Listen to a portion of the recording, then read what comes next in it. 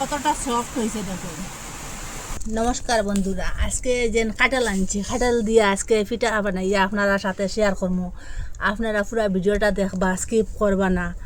আর ভালো লাগলে like comment share করবা। আর তখন পুরা ফাঁকা কাঁঠাল, এখন তো প্রচুর কাঁঠাল বাড়িছে, পাওয়া যায়। কাঁঠালটার থেকে বীজটা আলাদা করবো, করিয়ে একটা মিক্সচার জারের মধ্যে লইমু। কীরকম বানাই পুরা ভিডিওটা দেখবা, স্কিপ করবা না। ওরকম বীজটা বাকড়ে নিলাম, ওরকম কাঁঠালটা লইলাম মিক্সচারের মধ্যে। কাঁঠালটা ওরকম করে কুটি লিছি দেখুন, পুরা মিহি করিয়া কুটিছি দেখুন। এটা আর চাউলাইতে লাগতো না, পুরা মিহি হয়ে গেছে গিয়ে দেখুন। এটা একটা সাইডে রাখি দিই। এখন এখানে কাজু বাদাম লইছি, এটা ছোটো ছোটো করে ওরকম করে কাটিলাম। এটা একটু ভিজিয়ে রাখলাম 1 ঘন্টার মতো, একটু নরম হয়েছে দেখুন।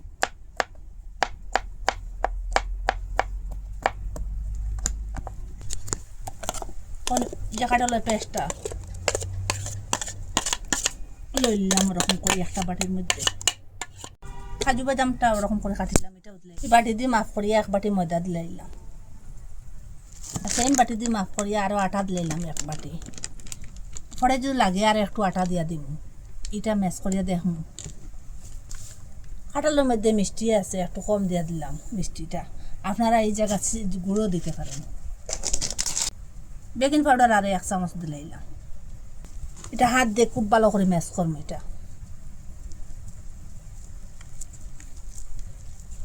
এখানে আর 1 বাটি আটা দিলাইলাম।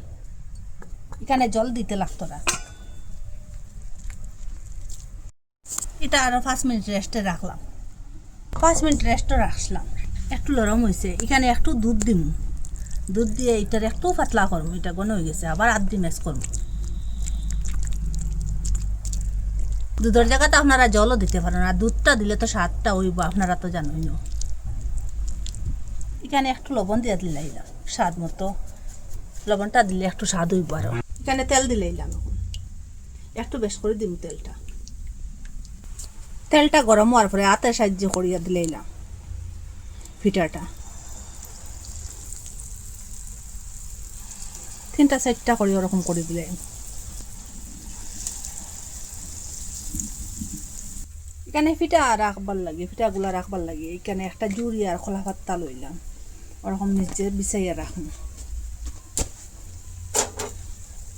এটা এখন পাল্টাইয়া দিল।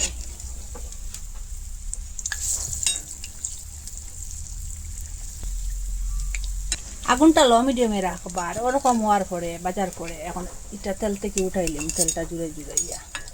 বাকি যেটা আছে ওরকম করে বানাইলাম।